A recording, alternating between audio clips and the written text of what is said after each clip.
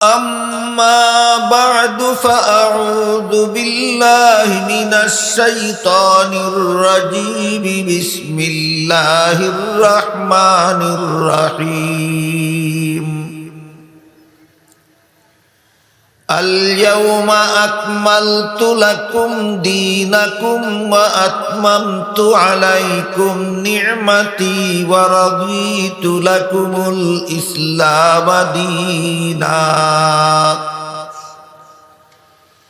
وقال رسول الله صلى الله عليه وسلم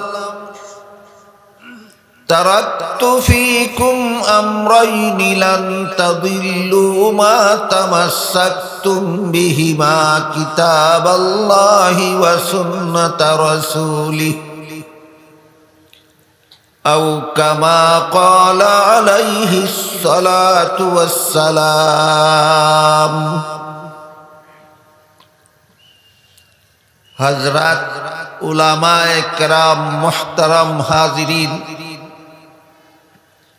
এলাকার সর্বস্তরের মুসলমান ভাইয়েরা আমার, আশপাশের বাড়িঘরে পর্দার আড়ালে বসা আমার মা ও বোনেরা, পবিত্র কোরআনের 114 সূরার মধ্যে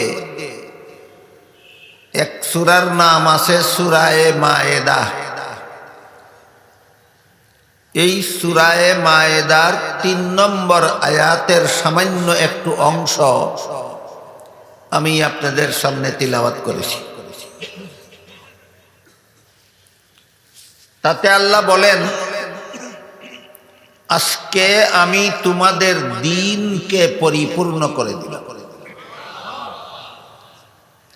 আমাদের বুঝার ব্যাপার হচ্ছে, আজকে বলতে আল্লাহ এখানে কোন দিন বুঝালেন, আমাদের দিন বলতে কি বুঝালেন, আর পরিপূর্ণ বলতে কি বুঝালেন। এই 3টি কথা ব্যাখ্যা সাপেক্ষে আমাদের বুঝার ব্যাপার।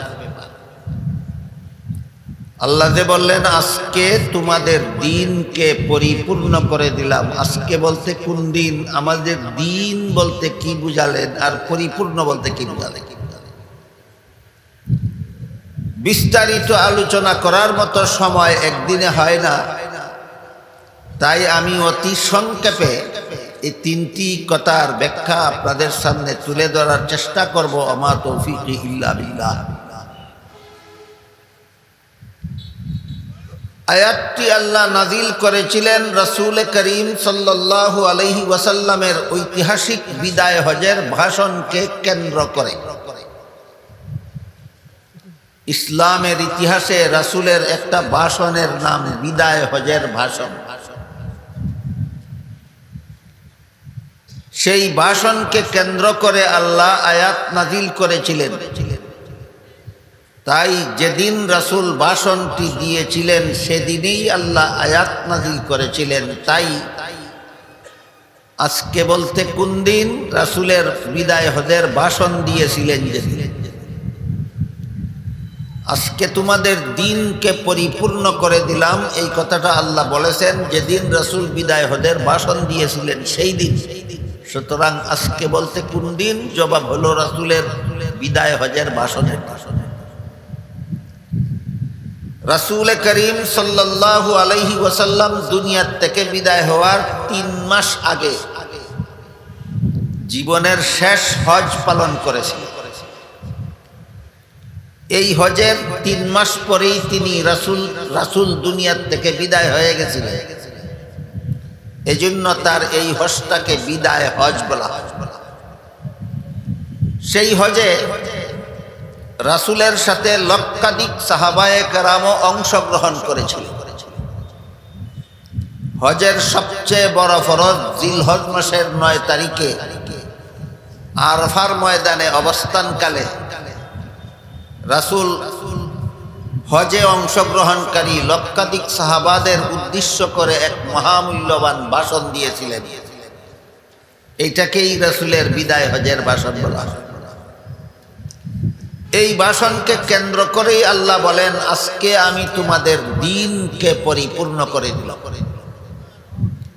সুতরাং আজকে বলতে কোন দিন এ প্রশ্নের সংক্ষিপ্ত জবাব হলো রাসূলের বিদায় হজের ভাষণের দিন, আর বিস্তারিত জবাব হলো 10ম হিজরি সনের জিলহজ মাসের 9 তারিখ শুক্রবার। এই দিনে আল্লাহ বলেন, আজকে তোমাদের দিনকে আমি পরিপূর্ণ করে দিলাম। গেল একটি কথার ব্যাখ্যা যে এখানে আল্লাহ আজকে বলতে কোন দিন বুঝালেন। সংক্ষিপ্ত জবাব হলো বিদায় হজের ভাষণের দিন, বিস্তারিত জবাব হলো 10ম হিজরি সনের জিলহজ মাসের 9 তারিখ শুক্রবারে আল্লাহ আমাদের দিনকে পরিপূর্ণ করে দিয়েছেন। দ্বিতীয় প্রশ্ন হলো, এখানে আল্লাহ আমাদের দিন বলতে কি বুঝালেন? এই দিন শব্দটাকে আল্লাহ কোরআনের বিভিন্ন আয়াতে বিভিন্ন অর্থে ব্যবহার করেছেন। সবগুলি আয়াতে একই অর্থে নয়। কোরআনের বহু আয়াতে আল্লাহ দিন শব্দ ব্যবহার করেছেন, কিন্তু একই অর্থে নয়। বিভিন্ন আয়াতে বিভিন্ন অর্থে ব্যবহার করেছেন। যেমন কোরআনের যে আয়াতে আল্লাহ সর্বপ্রথম দিন শব্দ ব্যবহার করেছেন সেটি হলো সূরাতুল ফাতিহার 3 নম্বর আয়াত। সেখানে আল্লাহ বলেন মালিকি ইয়াউমিদ্দিন। এখানে আল্লাহ দিন শব্দকে কর্মফল অর্থে ব্যবহার করেছেন। আয়াতের শব্দার্থ হলো কর্মফল দান দিবসের মালিক আল্লাহ, মর্মার্থ হলো কিয়ামতের দিনের মালিক আল্লাহ। কিয়ামতের দিনকে আল্লাহ আয়াতে কর্মফল দেওয়ার দিন নামে আখ্যায়িত করেছেন। কেন? কারণ কিয়ামতের দিন সারা দুনিয়ার সমস্ত মানুষের সারা জীবনের আসল কর্মফল দেওয়া হবে। দুনিয়াতে যত মানুষ যত কর্ম করে, সৎকর্ম করুক আর অসৎকর্ম করুক, আসল ফলাফল দুনিয়াতে দেওয়া হয়। যারা দুনিয়াতে সৎকর্ম করে তাদের আসল ফলাফল ঘোষণা করা হবে হাসরের মাঠে, সেটা হলো জান্নাত। আর দুনিয়াতে যারা অসৎকর্ম করে তাদেরও আসল ফলাফল হাসরের মাঠে ঘোষণা করা হবে জাহান্নাম। কে জান্নাতি আর কে জাহান্নামী, কার দুনিয়ার জীবনের সকল কর্মফল জান্নাত আর কার দুনিয়ার সকল কর্মফল জাহান্নাম, সেই ঘোষণা দেওয়া হবে হাসরের মাঠে কিয়ামতের দিনে। তাই কিয়ামতের দিনকে আল্লাহ সূরাতুল ফাতিহার 3 নম্বর আয়াতে কর্মফল দেওয়ার দিন বলে আখ্যায়িত করেছেন। কাজেই এখানে দিন শব্দকে আল্লাহ কর্মফল অর্থে ব্যবহার করেছেন।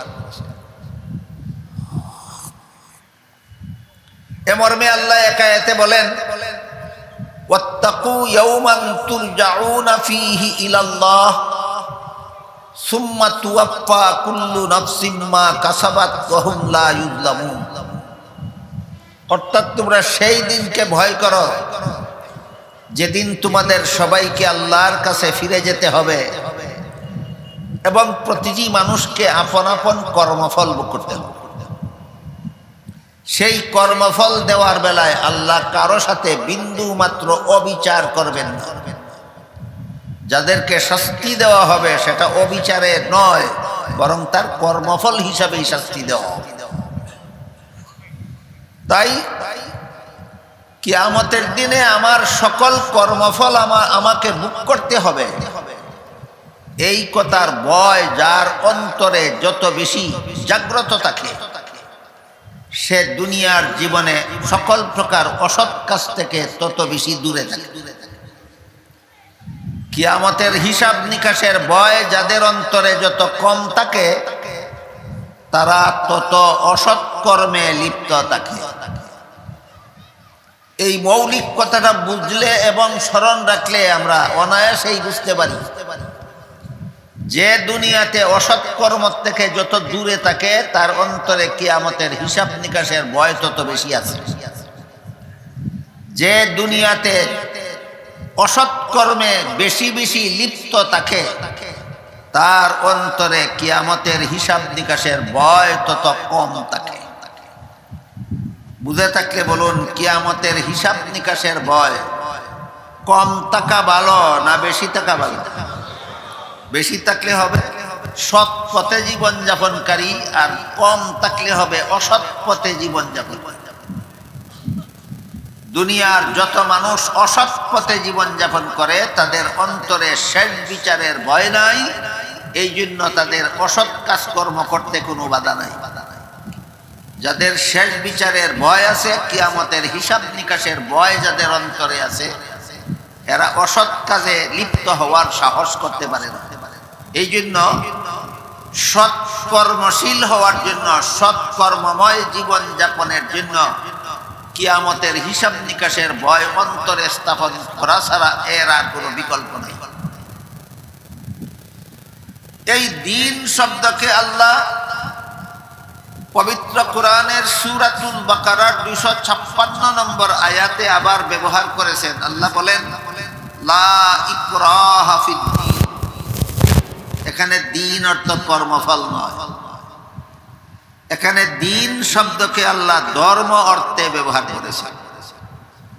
আয়াতের মর্ম হলো, ধর্মের বেলায় বল প্রয়োগ চলবে না। সমস্ত ধর্মাবলম্বীকে আপন আপন ধর্ম পালনের স্বাধীনতা দিতে হবে।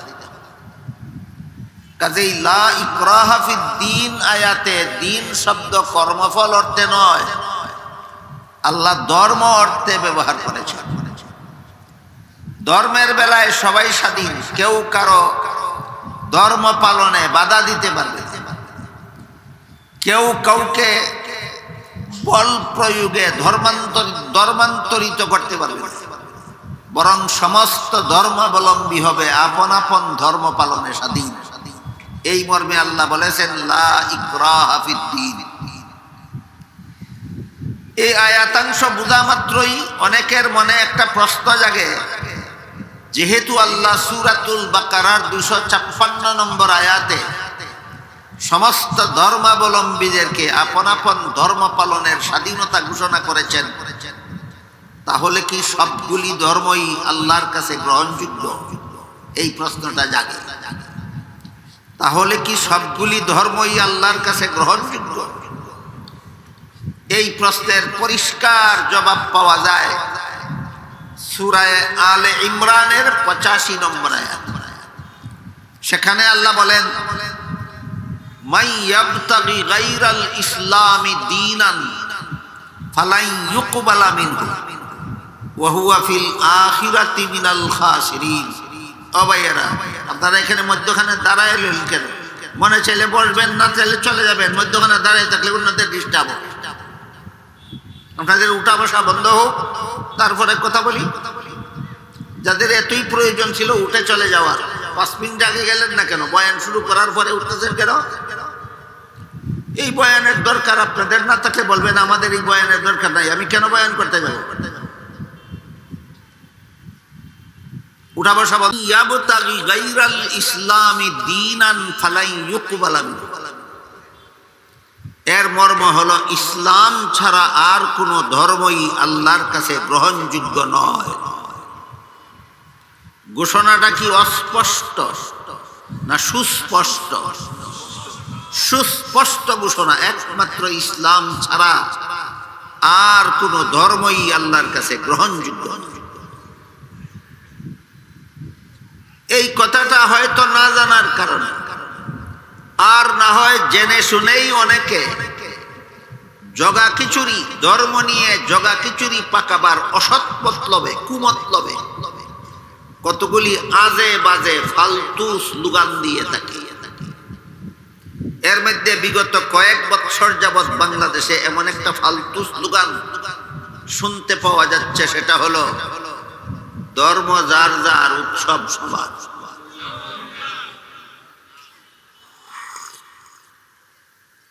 ধর্ম যার যার, উৎসব যদি সবার হয়, তাহলে মূর্তি পূজার ধর্ম হিন্দুদের, দুর্গা পূজা হিন্দুদের উৎসব, সেখানে যদি মুসলমান মিষ্টি খেতে যায়, ঈদুল আজহা মুসলমানের উৎসব, সেখানেও হিন্দুদের আনন গরুর গোশত খাওয়াবার জন্য,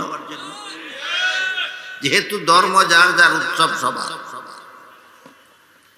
বহু মুসলমান হিন্দুদের দুর্গা পূজার উৎসবে মিষ্টি খেতে যায়, মুসলমানদের ঈদুল আজহায় গরুর গোশত খাওয়ার জন্য কোনো হিন্দু আসে? তাহলে বেহায়া কারা? মূর্তি পূজারীরা বেহায়া না মুসলমানেরা বেহায়া? তোমরা এত বেহায়া কেন? এতগুলি ওয়াজ মাহফিল তোমাদের কান দিয়া ঢুকে না, এগুলি যায় কোথায়? কোন পাগলে যদি বলে কৃষিকাজ যার যার ফসল সবার, কোন পাগলে যদি বলে ব্যবসা যার যার মুনাফা সবার, কোন পাগলে যদি বলে চাকুরি যার যার বেতন সবার, মানবে কেউ? কোন ছাগলে যদি বলে বিয়া যার যার বউ সবার, সে যেমন ছাগল ঠিক তেমনি ভাবে যারা বলে ধর্ম যার যার উৎসব সবার, ওরাও ছাগল ছাড়া আর কিছু নয়। ধর্ম নিয়ে এমন পাগলামি সাগলামি কেন চলে? কারণ আল্লাহ যে সূরা আল ইমরানের 85 নম্বর আয়াতে বলে দিয়েছেন, একমাত্র ইসলাম ছাড়া আর কোন ধর্মই আল্লাহর কাছে গ্রহণযোগ্য নয়। এটা হয়তো জানে না, আর না হয় মানে না, হয়তো জানে না আর না হয় না জানলেও বেঈমান, না মানলেও বেঈমান। ইসলাম ছাড়া আর কোন ধর্ম আল্লাহর কাছে গ্রহণযোগ্য নয়, কথাটা না জানলেও বেঈমান, না মানলেও বেঈমান। এজন্য প্রতিটি মুসলমানের জানা থাকতে হবে। সূরার নাম আয়াত নম্বর জানা আপনার দরকার নাই, শুধু এতটুকু জানতে হবে যে আল্লাহ কোরআনে বলেছেন একমাত্র ইসলাম ছাড়া আর কোন ধর্মই আল্লাহর কাছে গ্রহণযোগ্য নয়। এবার আরেকটা প্রশ্ন জাগে, ইসলাম ছাড়া আর কোন ধর্মই যদি আল্লাহর কাছে গ্রহণযোগ্য না হয়, তাহলে কেন লা ইকরাহা ফিদ্দীন বললেন? ধর্ম পালন, ধর্মের বেলায় সবাই আপন আপন ধর্ম পালনে স্বাধীন কেন বললেন? অন্য ধর্ম পালনের অন্য ধর্ম গ্রহণযোগ্য না হয়। এই লোকটার কি হয়েছে? এই লোকটার কি হয়েছে? এটা বের করেন এখান থেকে, বের করেন, এই বের করেন, বের করেন, এই লোকটা বের করেন, এই লোকটা বের করেন, বের করেন। সমস্যার দিক কিন্তু বের করতে বলছি।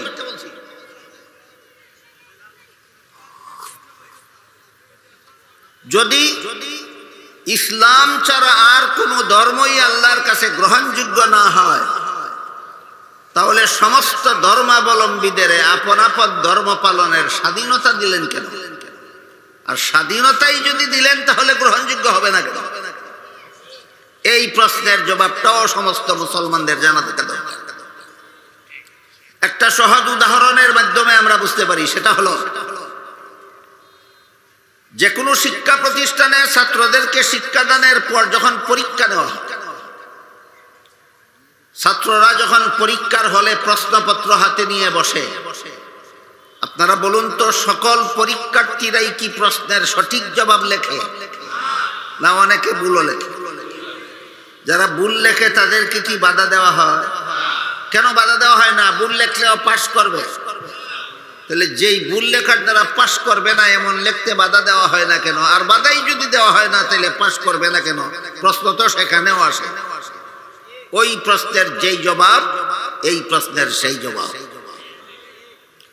পরীক্ষার হলে কোনো পরীক্ষার্থী ছাত্র প্রশ্নের জবাব ভুল লেখলে গ্রহণযোগ্যতার কারণে বাধা দেওয়া হয় না, তা নয়, নিয়ম রক্ষার জন্য বাধা দেওয়া হয় না। ভুল লেখা গ্রহণযোগ্য নয়, কিন্তু বাধা দেওয়ার নিয়ম নাই। ঠিক তেমনিভাবে দুনিয়াতে কেউ ইসলাম ছাড়া আর কোনো ভ্রান্ত ধর্ম পালন করলে গ্রহণযোগ্যতার কারণে বাধা দেওয়া হয় না, তা নয়, ইসলাম ছাড়া আর কোনো ধর্ম আল্লাহর কাছে গ্রহণযোগ্য নয়, কিন্তু বাধা দেওয়ার নিয়ম নাই, তাই বাধা দেওয়া হয় না। এই সুযোগে যদি কোনো পরীক্ষার্থী ছাত্র প্রশ্নের জবাব ইচ্ছা মতো ভুল লেখে, তাহলে যেভাবে তার কপালে গুড়ার ডিম ছাড়া আর কিছু নাই, ঠিক তেমনি তেমনি ভাবে এই সুযোগে যদি কেউ ইচ্ছা মতো যে কোনো ধর্ম পালন করে তার কপালেও পরকালে আল্লাহ বলেন ওয়াহুয়া ফিল আখিরাতি মিনাল খাসিরিন, তার কপালেও জাহান্নাম ছাড়া আর কিছু নেই। এই হলো ধর্ম সম্পর্কে মোটামুটি যে কথাগুলি সমস্ত মুসলমানদের জানা থাকা দরকার, অতি সংক্ষেপে সেই কথাগুলি আপনাদের সামনে তুলে ধরলাম। মালিক ইয়াউমিদ্দিন আয়াতে আল্লাহ দিন শব্দকে কর্মফল অর্থে ব্যবহার করেছেন। লা ইকরাহা ফিদ্দিন আয়াতে আল্লাহ দিন শব্দকে ধর্ম অর্থে ব্যবহার করেছেন। ভুলে যাবেন না, এরপরে আরো কয়েকটা অর্থ আসছে।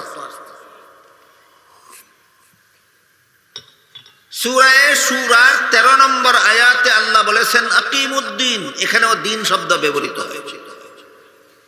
এখানের দিন শব্দ কর্মফল অর্থেও নয়, ধর্ম অর্থেও নয়। আকিমুদ্দিন আয়াতে দিন শব্দ কর্মফলের অর্থেও আল্লাহ ব্যবহার করেননি, ধর্ম অর্থেও ব্যবহার করেননি। এখানে আল্লাহ দিন শব্দকে আল্লাহ ব্যবহার করেছেন ইসলামের সহি আকীদা বুঝাবার জন্য। সহি আকীদার বাংলা হলো বিশুদ্ধ মতবাদ। সহি আকীদার বাংলা আপনারা আগে বলুন, কোনটা বললে আপনারা সহজে বুঝবেন? ইসলামের বিশুদ্ধ মতবাদ। আল্লাহ বলেছেন আকিমুদ্দিন, ইসলামের বিশুদ্ধ মতবাদে অটল থাকো। এই আয়াত কেন নাজিল করেছিলেন? কারণ রাসূল করিম সাল্লাল্লাহু আলাইহি ওয়াসাল্লামের যুগেও যথেষ্ট মানুষ এমন ছিল যারা দাবি করত তাদের ধর্ম ইসলাম, কিন্তু মতবাদ ছিল ভ্রান্ত। ইসলামের নামে ভ্রান্ত মতবাদের অবকাশ এই মুসলমানদের সমাজে নাই। তাই আল্লাহ ঘোষণা দিয়ে বলেছেন আকিমুদ্দিন, সত্যই যদি তোমার ধর্ম ইসলাম হয়ে থাকে তাহলে ইসলামের বিশুদ্ধ মতবাদে অটল থাকো, ইসলামের নামে ভ্রান্ত মতবাদ পোষণ করবা না। আমাদের বর্তমান সমাজে ইসলামের নামে বহু ভ্রান্ত মতবাদ চালু আছে। এইগুলির ব্যাপারে সর্বস্তরের মুসলমানদের সতর্ক হওয়া দরকার। আমাদের সমাজে ইসলামের নামে যত ভ্রান্ত মতবাদ চালু আছে, এর মধ্যে একটা ভ্রান্ত মতবাদ হইল কাদিয়ানি মতবাদ। কাদিয়ানিরা নিজেদের দলের নাম দিয়েছে আহমদিয়া মুসলিম জামাত। মুসলিম জামাত অর্থ মুসলমানের দল। মুসলিম জামাত শব্দের অর্থ মুসলমানের দল, মানে তারা মুসলমান, কিন্তু মতবাদ কুফরি। দলের নাম মুসলমানের দল আর মতবাদ কুফরি। কাদিয়ানিরা কেন কাফের, এই প্রশ্নের জবাবও মাঝে মধ্যে দেখা যায় বাংলাদেশের অনেক বড় বড় শিক্ষিত পণ্ডিতেও বুঝে না। এরা তর্ক জুড়ে দেয়, এরাও তো কলেমা পড়ে, নামাজ পড়ে, রোজা রাখে, হজ করে, যাকাত দেয়, কাফের হবে কেন? আমি আপনাদের জিজ্ঞেস করি, একটা লোক উযু করতে গিয়া মুখ ধোয়, হাত ধোয়, মাথা মাসা করে, পা ধোয়, আর ফাঁকে ফাঁকে পেশাব করে। এখন যদি কেউ প্রশ্ন করে উযু হবে না কেন, এই প্রশ্নের যেই জবাব, যারা কলেমা পড়ে, নামাজ পড়ে, রোজা রাখে, হজ করে, যাকাত দেয়, আর ওয়ালাকিন রাসূলুল্লাহি ওয়া খাতামান নাবিয়িন আয়াত মানে না, আর এরা কাফের হবে কেন, ওই প্রশ্নেরও সেই জবাব। উযু করতে গিয়ে শুধু মুখ ধুইলে, হাত ধুইলে, মাথা মাসা করলে, পাও ধুইলেই উযু হয়ে যায় না, শর্ত আছে। ওযু চালু থাকা অবস্থায় ওযু ভঙ্গ হওয়ার মতো কোনো কর্মকাণ্ড করা যাবে না। ওযু চালু থাকা অবস্থায় ওযুও করে, বায়ুও ছাড়ে, ওযুও করে, বায়ুও ছাড়ে, ওযুও করে, বায়ুও ছাড়ে, এইভাবে সম্পূর্ণ ওযু করে শেষ করার পরে তার ওযু হয়েছে বলা যাবে না, বাতিল। যেভাবে বায়ু ছাড়ার কারণে ওযু বাতিল, ঠিক তেমনি ভাবে কাদিয়ানিরা গোলাম আহমদ কাদিয়ানিকে নবী মানার কারণে কলেমা, নামাজ, রোজা বাতিল। আমাদের দেশের অনেক বড় বড় পণ্ডিতেরা মাঝে মধ্যে বুঝে না, পণ্ডিতের মাথায় ধরে না, কলেমা পড়ে, নামাজ পড়ে, কাদিয়ানি কাফের হবে। এজন্য আমি মনে করি এই প্রশ্নের জবাবটাও সর্বস্তরের মুসলমানের পরিষ্কারভাবে বোঝা দরকার।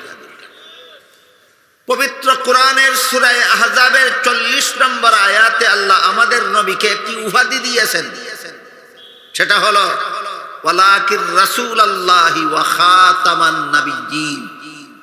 এই খাতামান নাবিয়্যিন উপাধিটা মনে রাখুন কোরআনের ভাষায়, বাংলা অর্থ আমি পরে বলবো। সূরা আহজাবের 40 নম্বর আয়াতে আল্লাহ আমাদের নবীকে খাতামান নাবিয়্যিন বা খাতামুন নাবিয়্যিন উপাধি দিয়েছেন। সূরার নাম আয়াত নম্বর ভুলে যাবেন না। সূরা আহজাবের 40 নম্বর আয়াতে আল্লাহ আমাদের নবীকে কি উপাধি দিয়েছেন?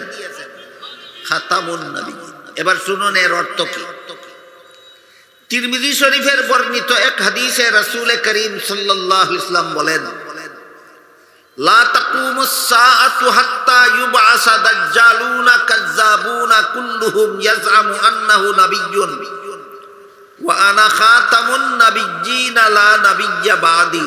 এর অর্থ হলো, আমার পরে কিয়ামত পর্যন্ত যদি কেউ নবী হওয়ার দাবি করে তাহলে সে হবে মিথ্যাবাদী দাজ্জাল।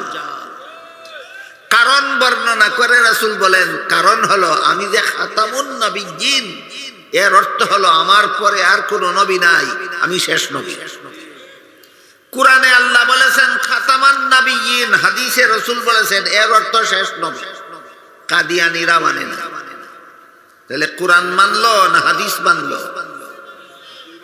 এই জন্য কাদিয়ানী কাফের। নাম ধারণ করেছে মুসলিম জামাত, দাবি করে ধর্ম তাদের ইসলাম, আর মতবাদ কুফরি।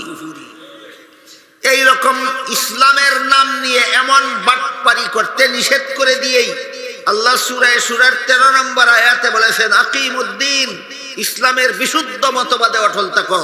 সত্যই যদি ধর্ম তোমার ইসলাম হয়ে থাকে তাহলে ইসলামের বিশুদ্ধ মতবাদে অটল থাকো। ইসলামের নামে ভ্রান্ত মতবাদ পোষণ করা যাবে না। ভ্রান্ত মতবাদ দুই প্রকারের আছে। এক প্রকারের ভ্রান্ত মতবাদের দ্বারা মুসলমান কাফির হয়ে যায়, এক প্রকার ভ্রান্ত মতবাদের দ্বারা মুসলমান কি হয়ে যায়? কাফির হয়ে যায়। যেমন কাদিয়ানী ধর্মমত উদ্ভাবন করার আগে মুসলমান ছিল, উদ্ভাবন করার পরে কাফির হয়ে গেছে। আর এক প্রকারের ভ্রান্ত মতবাদ এমন আছে যেই মতবাদ পোষণ করলে সরাসরি কাফেরও হয় না, নির্ভেজাল মুসলমানও থাকে না, বরং এরা হয়ে যায় মুসলমান নামের ভেজাল। এইরকম মুসলমান নামের ভেজাল আছে 72 দল। হাদিস শরীফে আল্লাহ রাসূল বলেছেন মুসলমান নামের ভেজাল আছে 72 দল। এদের সবাইকে হাদিস শরীফে আল্লাহ রাসূল জাহান্নামী বলেছেন। কাফির হওয়ার কারণে না মুসলমান নামের ভেজাল হওয়ার কারণে? মুসলমান নামের ভেজাল হওয়ার কারণে। একদল মুসলমান মাত্র হবে নির্ভেজাল মুসলমান, এদেরকে হাদিস শরীফে আল্লাহ রাসূল জান্নাতি বলেছেন। এবার বলুন, মুসলমান নামের ভেজাল আছে কত দল? 72 দল। এই মুসলমান সরাসরি কাফেরও হইল না, তাহলে মুসলমান নামদারি হওয়া সত্ত্বে ভেজাল হলো কেন? এই ব্যাপারটাও আমাদের বোঝার ব্যাপার। মুসলমান কাফের হইল না, তাহলে তার মুসলমানি ভেজালটা কোথায়? এর একটি উদাহরণ হলো আল্লাহ পাক রব্বুল আলামিন সূরাতুল বাকারার 124 নম্বর আয়াতে বলেছেন, লা ইয়ানালু আহদিজ জালিমিন। এর অর্থ হলো গুনাহগারদেরকে আমি নবী বানাই না। কাদেরকে নবী বানান না? গুনাহগারদেরকে নবী বানাই না। আর আমি যাদেরকে নবী বানাই তারা জীবনে কোনোদিন গুনাহ করে না। এই জন্য ইসলামের বিশুদ্ধ মতবাদ হলো সমস্ত নবী রাসূলগণ আজীবন বেগুনাহ। আমি জানি না আপনাদের কি মতবাদ। ইসলামের বিশুদ্ধ মতবাদ হলো সমস্ত নবী রাসূলগণ আজীবন বেগুনাহ। কেন? যেহেতু সূরাতুল বাকারার 124 নম্বর আয়াতে আল্লাহ বলেছেন গুনাহগারদেরকে নবী বানাই না, আর যাদেরকে নবী বানাই তারা কোনোদিন গুনাহ করে না। এই আয়াতের ভিত্তিতে ইসলামের বিশুদ্ধ মতবাদ হলো সমস্ত নবী রাসূলগণ আজীবন বেগুনাহ হয়ে থাকেন। কিন্তু আমাদের বর্তমান সমাজের মুসলমানদের মধ্যে এমন যথেষ্ট লোক আছে যারা বিভিন্ন নবীর জীবনের বিভিন্ন ঘটনাকে মন গড়া ভ্রান্ত ব্যাখ্যার মাধ্যমে নবীগণকে গুনাহগার সাব্যস্ত করে। এদের মধ্যে প্রথমে রয়েছেন হযরত আদম আলাইহিস সালাম। কতগুলি ভ্রান্তপন্থী মুসলমান বিভিন্ন নবীর জীবনের বিভিন্ন ঘটনাকে ভ্রান্ত ব্যাখ্যার মাধ্যমে যে সমস্ত নবীগণকে গুনাহগার সাব্যস্ত করে, এদের মধ্যে এক নম্বরে আছেন হযরত আদম আলাইহিস সালাম।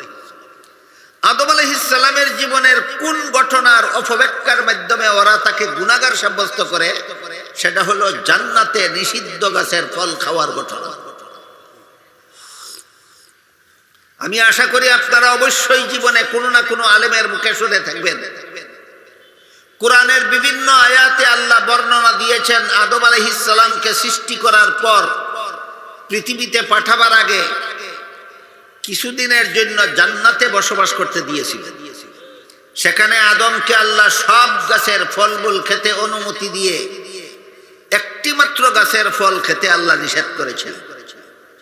কিন্তু শেষ পর্যন্ত ইবলিসের ধোঁকায় পড়ে আদম নিষিদ্ধ গাছের ফল খেয়েছিলেন, এই বিবরণ কোরআনেই আছে, একাধিকবার আছে। এবার বুঝে থাকলে বলুন, আদমকে জান্নাতে একটি গাছের ফল খেতে আল্লাহ নিষেধ করেছিলেন কিনা? শেষ পর্যন্ত ইবলিসের ধোঁকায় পড়ে আদম সেই নিষিদ্ধ গাছের ফল খেয়েছিলেন কিনা? এই বিবরণ কোরআনে আছে। এখন যারা স্বঘোষিত পণ্ডিত, কিছু লোক আছে মুসলমানদের মধ্যে স্বঘোষিত পণ্ডিত, আর কিছু লোক আছে মুসলমানদের মধ্যে স্বঘোষিত আমির। কেউ স্বঘোষিত পণ্ডিত, কেউ স্বঘোষিত আমির। স্বঘোষিত আমিরদের মধ্যে বর্তমান দুনিয়ার একজন চরম বিতর্কিত আমির হলেন মৌলানা সাদ সাহেব। ইনি কি রাসূলের পদ্ধতিতে মনোনীত আমির না স্বঘোষিত আমির? ইনিও এমন একজন পণ্ডিত যিনি বিভিন্ন নবীর জীবনের বিভিন্ন ঘটনাকে মন গড়া ব্যাখ্যা করে ওদেরকে গুনাহগার সাব্যস্ত করে। এভাবে কিছু স্বঘোষিত আমির জন্মায় মাঝে মধ্যে মুসলমান সমাজে, আর কিছু স্বঘোষিত পণ্ডিত জন্ম হয় মুসলমান সমাজের মধ্যে। ওরা আদম আলাইহিস সালামের জান্নাতের নিষিদ্ধ গাছের ফল খাওয়ার ঘটনাকে ব্যাখ্যাটা এভাবে করে যে আল্লাহর আদেশ নিষেধ লঙ্ঘন করলেই গুনাহ হয়, আর আদম যে আল্লাহর নিষেধ লঙ্ঘন করেছিলেন তা তো কোরআনেই আছে, তাই আদম গুনাহ করেছেন। এই হলো তাদের ব্যাখ্যার নমুনা।